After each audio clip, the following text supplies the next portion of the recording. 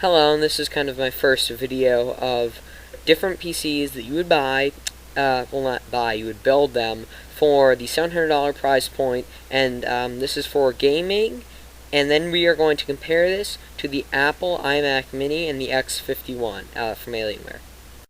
The first part we have is the AMD A8-3850. For $130 you get 2.9 gigahertz quad-core CPU. You also get a Radeon 6550D built in. This card is built into the CPU, but is not good enough for high-end games on its own. We can fix that with the Crossfire, which I will get to that in a minute. Next up we have the Gigabyte GA75.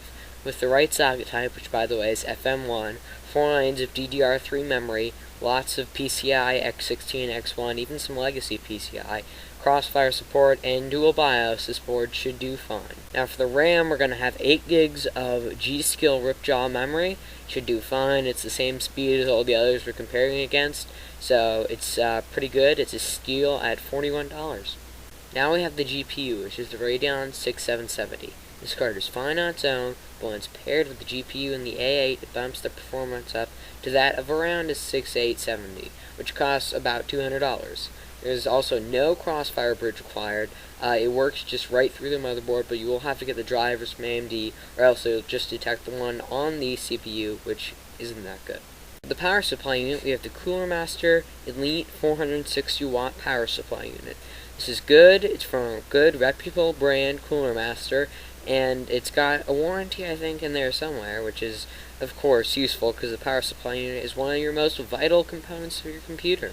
For storage, we are going to be using the OCZ Agility Series 30GB, which has enough space for Windows 7, which will have an amazing boot speed of 10 seconds with it. Then we'll use the Western Digital 500GB Blue Drive with its 7200 RPM. It's faster than both the Mac and the X51. For our DVD drive, we're going to be using a Light-On drive. For $18, this is super cheap and will read and write discs, or DVDs. Not Blu-rays though. If you want to spring for those, they're going to go for about $75, which is $60-something more than this. For our case, we're going to be using the Thermaltake V4 Black Edition Mid ATX Tower. With many fan upgrade options, a lot of space to handle all of our components, and quite a few 5¼ inch drives, this will be plenty of space, and it only racks up at $50. For cooling, we're going to be using the Cooler Master Hyper 212 Evo. For $35, this will do way better than the stock fan and will keep our chip nice and chilly. For the OS, we're going to be using Windows 7 Home Premium. Now, you can go on Newegg.com and find an OEM version of this for about $100, which I did not include in the final price point because I was stupid and forgot it. But if you have a hard drive with Windows 7 or Vista, even though Vista is awful, or XP, you can just toss it in even though you won't get to use that handy-dandy SSD, but you will save some money. Now here are the specs for the Alienware X51. If you've been listening, which I hope you have, you can compare these specs pretty easily if you just write down through the video.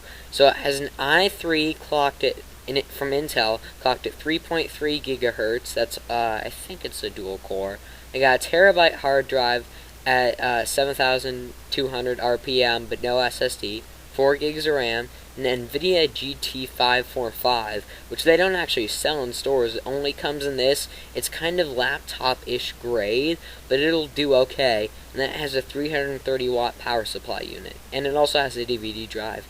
But this is the version that's at $700. If you pay, I think, $1,000, $1,100 or something like that, you can get Blu-ray and you can get an i7 and stuff like that. That's extremely overpriced. Okay, so now for the Mac Mini. This is $700. It has a 2.3 gigahertz Intel Core i5, has 4 gigs of RAM, has a Radeon 6630M, which is a laptop. I think it's a laptop variant of a very low-end card. It's way below even what's on our CPU. 500 gigabyte 5400 RPM drive, which is much slower than the X51 and our hard drive, which are the same speed. And then it comes with I think it's OS X Lion, or whatever they've named it after, whatever cat animal. How much damage did we cause to your checking account? Well, the final cost is $692.98, a little tiny bit cheaper than the Mac Mini and the X51, and basically, I'm not going to tell you what you should do. This is your choice. Though I would recommend not getting the Alienware if you've already eliminated out the Mac, just because of the fact that it is lower specs. I mean, if that fancy lighting is important to you, you can get it, but I don't really care. But it is your choice which way will you go. I don't care. I don't really know. But comment below, like, rate, and subscribe up at the top. See ya. Peace.